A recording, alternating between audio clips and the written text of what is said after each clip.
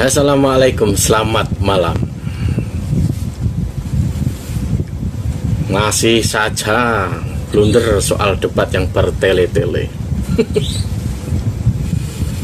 Saya bilang apa di video, nggak akan merubah apapun kalau dari pimpinan lembaga nasab tidak turun langsung. Kalau hanya orang per orang, ya nggak akan selesai. Syarat udah dipenuhi, tapi muter-muter terus, bingung sendiri.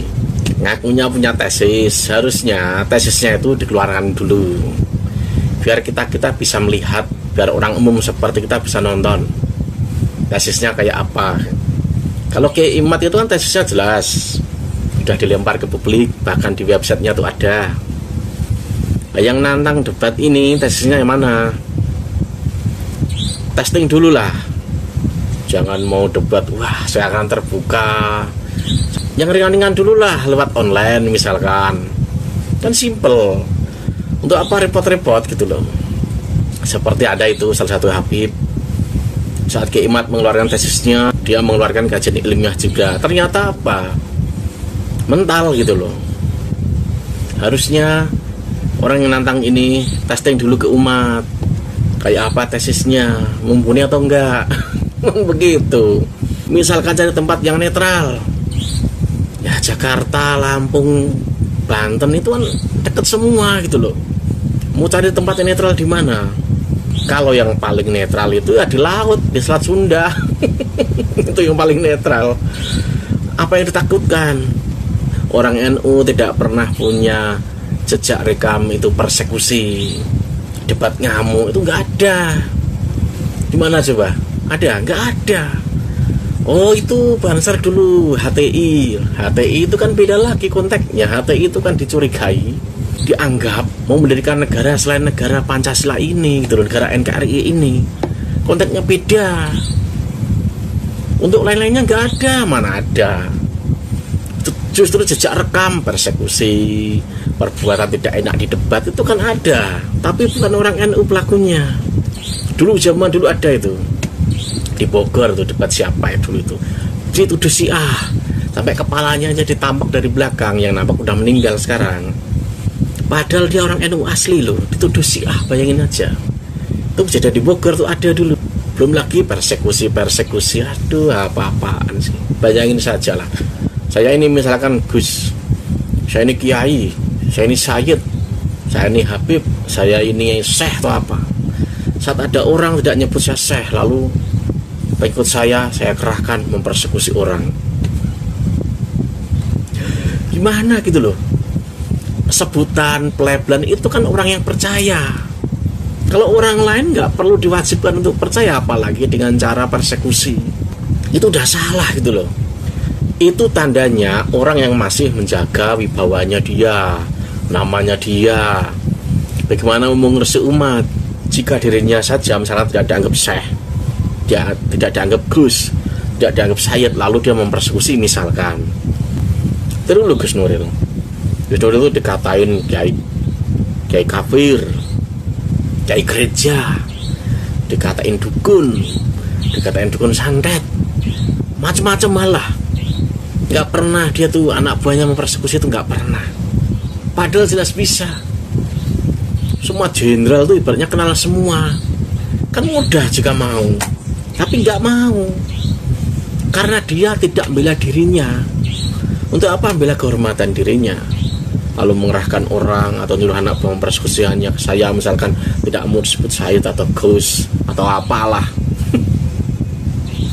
Dari ini saja kita bisa melihat gitu loh, keluasaan hatinya kayak apa, sempit atau luas, atau dia tuh mementingkan dirinya sendiri. Kembali lagi tadi itu tempat yang netral. NU tidak punya sejarah itu keras, kasar di debat tuh nggak ada. Mana ada? Nggak ada. Kiai Imad sudah jelas kubunya menjamin keamanan dan lain sebagainya, masih saja mencari tempat. Dengan tesis dia sendiri belum dilihat orang banyak. Itu lawannya yang mengajak debat, tesisnya keluarin dulu deh, kita semua mau nonton loh. Itu lo mau nonton kayak apa gitu loh. Ada lagi cara yang paling mudah. Cara yang paling mudah tes DNA itu paling mudah tuh itu. Nanti kalau debat pun misalkan di sana, di sini, sana, di sinilah gitu. Ujung-ujungnya akan kembali ke situ lagi. Tes DNA lebih valid. Kevalidan tes DNA itu 100% loh. Belum ada yang bisa membantah kevalidan tes DNA itu. Bahkan di negara ini juga dipakai, bahkan di beberapa negara Timur Tengah juga disahkan, nggak masalah. Misalkan ada terjadi persengketaan soal anak, ini anaknya siapa, itu ada tes DNA. Ada di Timur Tengah, bahkan lembaga fatwa juga ada. Nggak masalah gitu loh. Kecuali bisa membantah secara ilmiah kevalidan tes DNA itu tidak 100% misalkan 30%, 20%, belum ada. Makanya tes DNA ada di banyak negara, di seluruh dunia ada. Kevalidannya itu 100%. Itu cara paling mudah. Kalau saya ini misalkan yang bermasalah, saya ini ditantang saya ini, kamu tuh siapa? Kamu tuh siapa? Ditantang saya ini bukan anaknya si A si B. Oh, tes DNA, ya berani saya. Berani untuk apa repot-repot muter ke sana kemari. Udah zaman udah maju. Zaman dulu belum ada tes DNA. Zaman Nabi belum ada. Ya sekarang ini kan ada kemajuan zaman. Kemajuan ilmuwan, kemajuan dari orang-orang yang canggih cara berpikirnya. Perkembangan teknologi. Harusnya ya paling mudah ya itu dulu. Atau paling mudah biar Anda tuh misalkan dianggap begini, akses Anda keluarkan dulu deh. Kita semua mau nonton gitu loh. Kalau saya orang biasa. Untuk apa ribut-ribut masalah begitu ya? Nonton aja paling enak. Kalau saya udah nonton tesisnya Kiai Imad kayak apa, oh ternyata begitu. Lalu tesisnya ada seorang turunan Nabi itu kayak apa, oh begitu. Ternyata belum ada yang bisa membantah tesisnya Kiai Imad itu.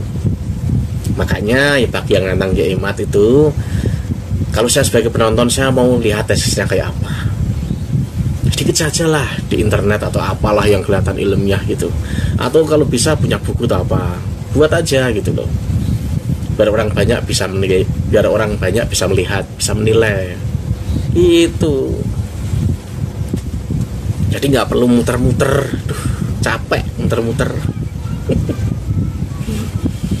Oke, sampai sini.